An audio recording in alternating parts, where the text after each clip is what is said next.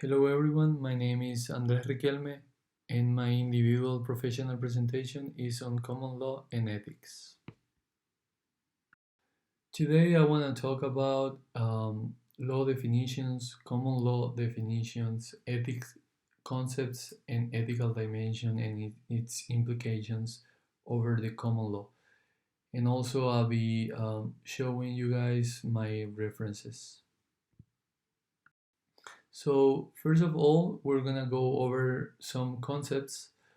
Um, as it says, law is a binding custom or practice of a community, and is also a rule of conduct or action prescribed for or formally recognized as binding or enforced by a controlling authority.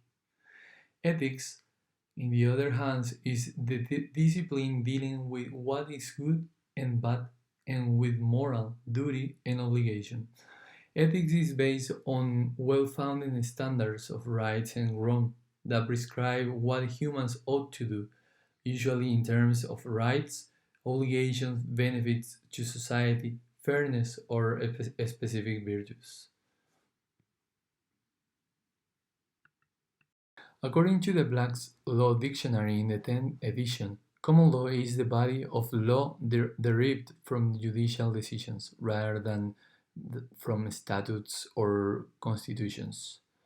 Common law is a body of unwritten laws based on legal precedents established by the courts. Common law influences the decision-making process in unusual cases where the outcome cannot be determined based on existing statutes or written rules of law. The US common law system evolved from a British tradition that spread to North America during the 17th and 18th century colonial period. Common law is also practiced in Australia, Canada, Hong Kong, India, New Zealand, and the United Kingdom. For a more understanding of common law, a precedent known as stare decisis is a history of judicial decisions, which form the basis of evaluation for future cases. Common law, also known as case law, relies on detailed records of similar situations and statutes because there is no official legal code that I can apply to a case at hand. The judge presiding over a case determines which precedents apply to the particular case. The example set by higher courts is binding on cases tried in lower courts.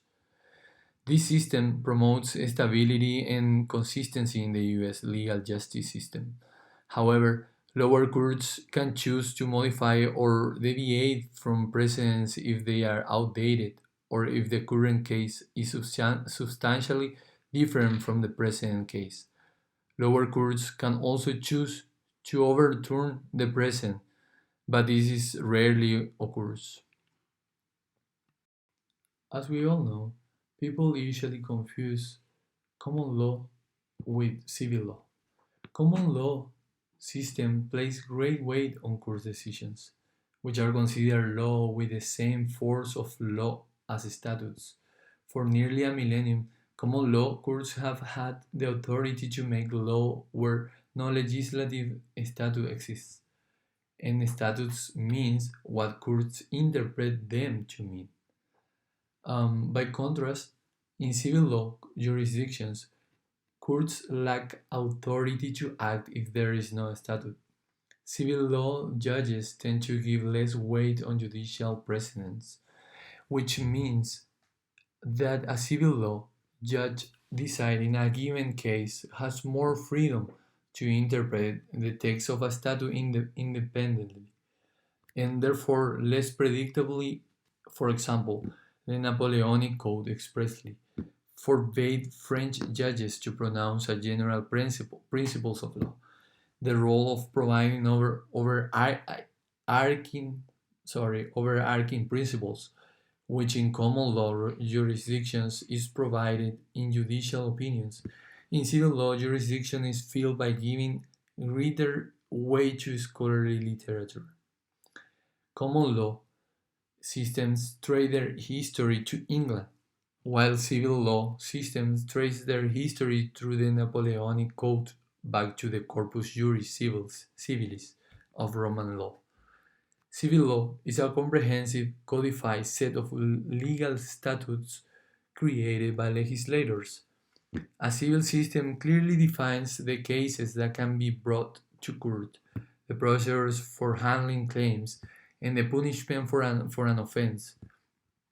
Judicial authorities use the conditions in the applicable civil code to evaluate the facts of each case and make legislative decisions, while civil law is regularly updated. The goal of the standardized codes is to create order and reduce biased system in which laws are applied differently from case to case. Common law draws from institutionalized opinions and interpretation from the judicial authorities and public juries.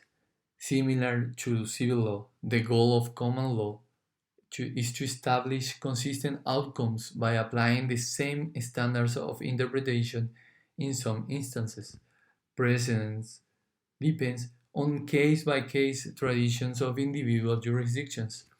As a result, elements of common law may differ between districts.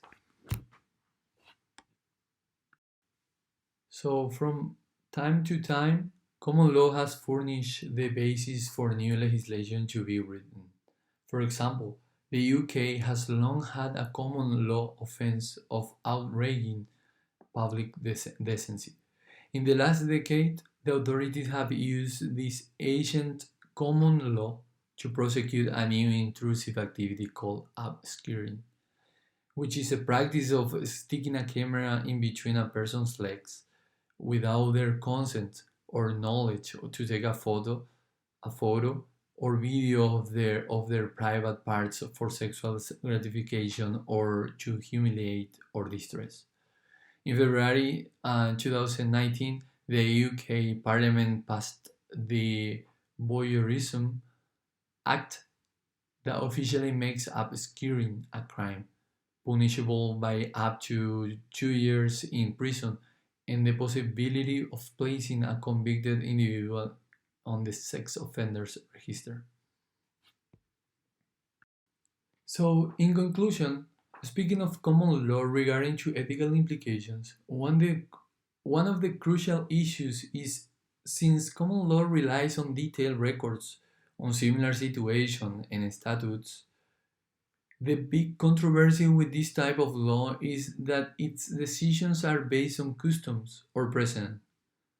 To clarify this statement, a good example would be in 1950s, whatever was the decision from judges, the current court has to keep making the same decisions in the present. There is where the ethical issues come from.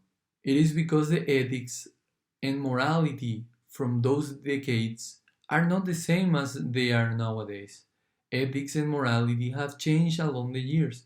Several people's actions from 50 years ago are not acceptable in the present, as we can say that behaviors from people now in 2020 would never be acceptable for people from 50 years ago. That is the biggest barrier regarding to common law. We have come to the end of my individual professional presentation. These are my references. Again, this is Andres Riquelme, and I hope you guys enjoyed this presentation. And please let me know if you have any questions by commenting down below. Thank you.